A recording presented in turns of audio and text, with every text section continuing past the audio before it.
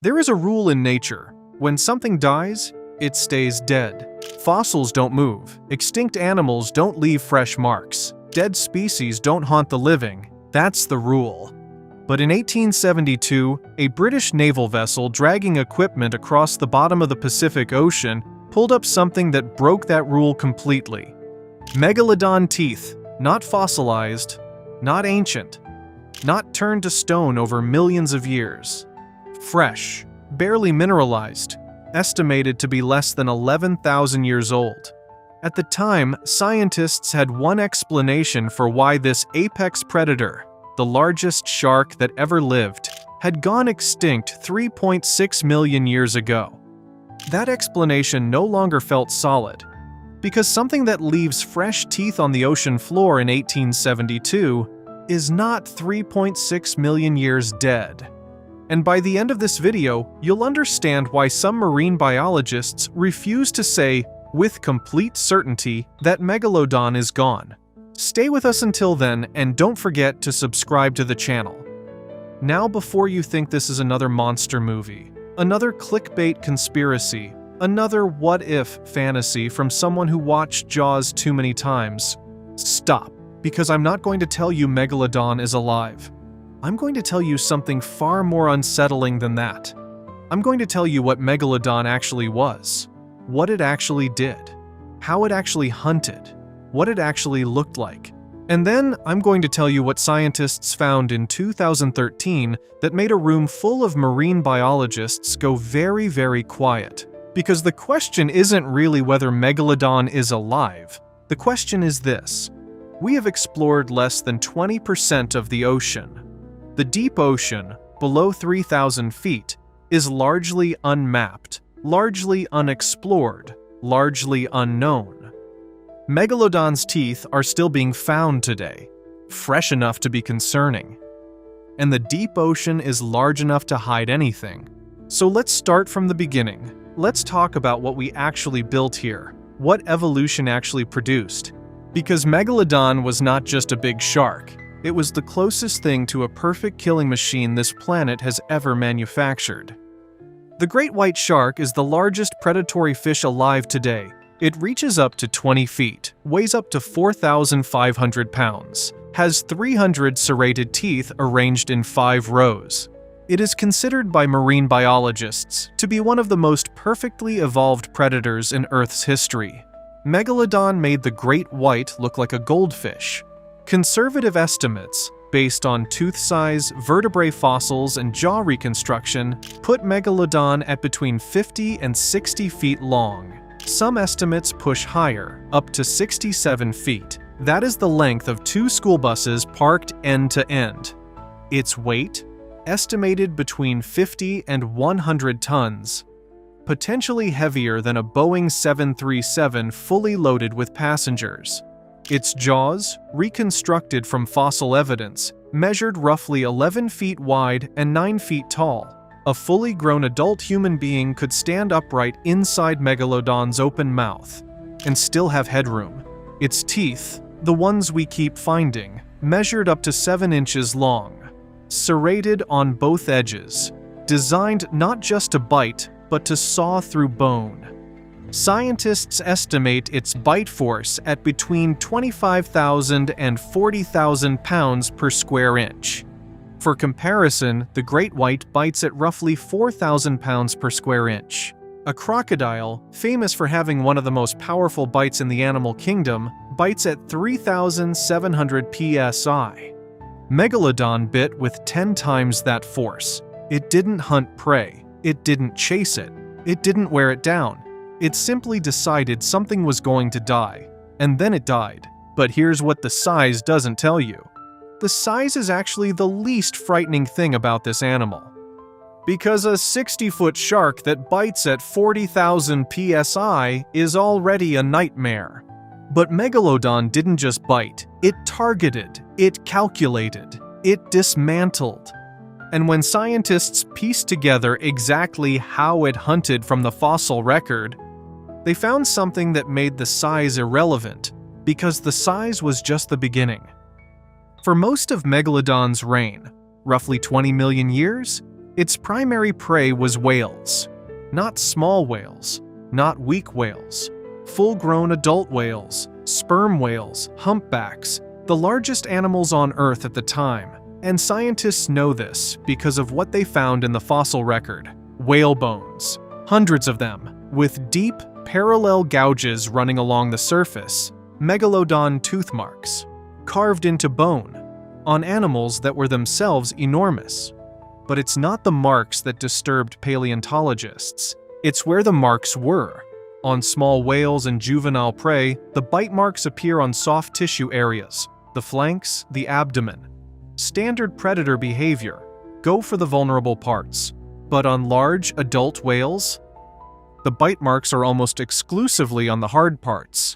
The shoulder bones, the flippers, the vertebrae near the tail.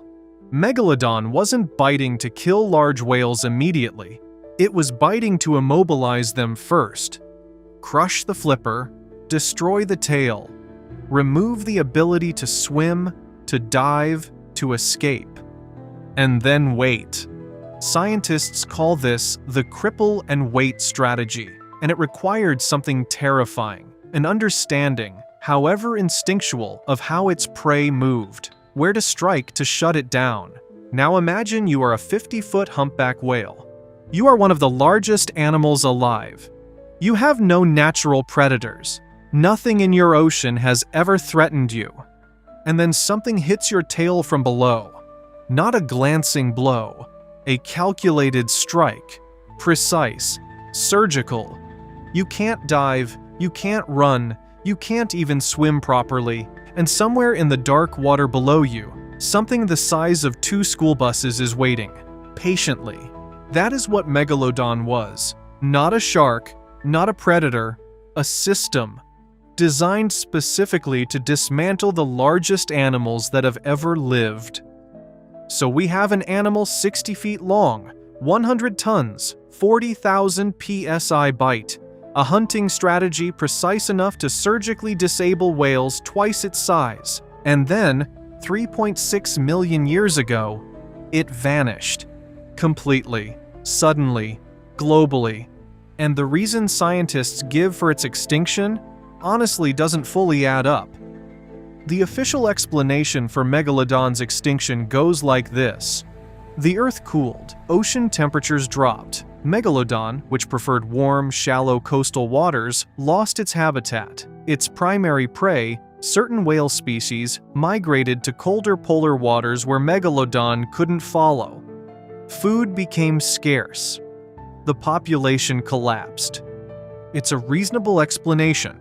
It's the scientific consensus. It's what the textbooks say. But there are problems. Problem 1. Megalodon existed for 20 million years. It survived multiple climate shifts, multiple ice ages, multiple mass extinction events that wiped out thousands of other species. It adapted, every time, for 20 million years. And then one cooling period, not even the most severe in its history, finished it completely? Problem 2. Megalodon's prey didn't disappear. Whales didn't go extinct. They migrated to colder water, yes. But Megalodon was an endothermic shark. It could regulate its own body temperature. It should have been able to follow. Problem 3. The teeth.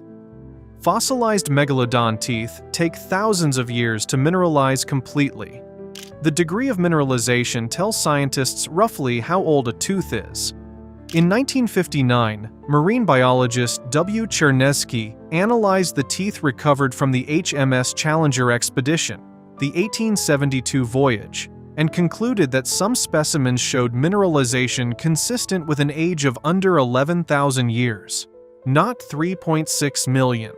11,000. Which would mean Megalodon was still alive when humans were building the first cities, when the pyramids were being planned, when recorded history was beginning. And in 2013, a research team analyzing deep ocean sediment cores from the Pacific found Megalodon teeth in layers dated to just 10,000 years ago. The scientific community pushed back, questioned the methodology, suggested contamination, but nobody fully disproved it. And the question, the one that nobody can answer with complete certainty, remains open. Where did 100 tons of apex predator go?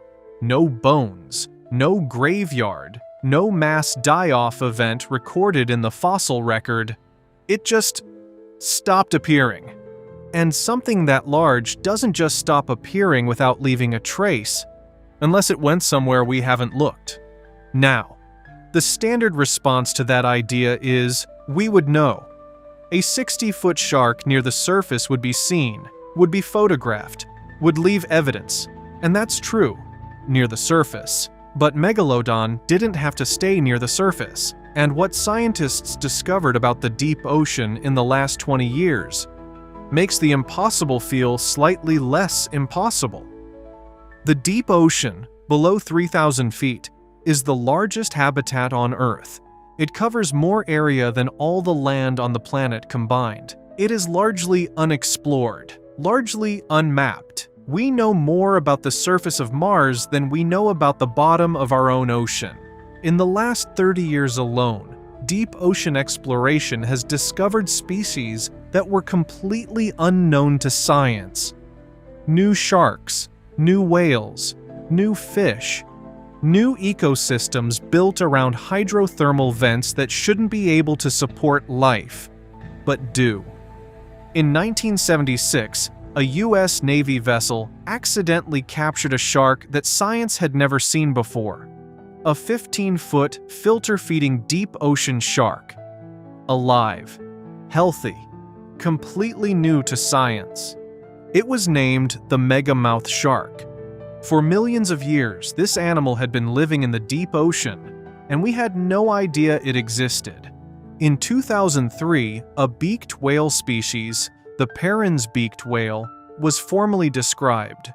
Never seen alive, known only from 5-stranded specimens. In 1938, a fish called the Coelacanth, believed to have been extinct for 65 million years, was found alive. Caught by a fisherman off the coast of South Africa. Completely intact, completely healthy, just living in the deep ocean, quietly.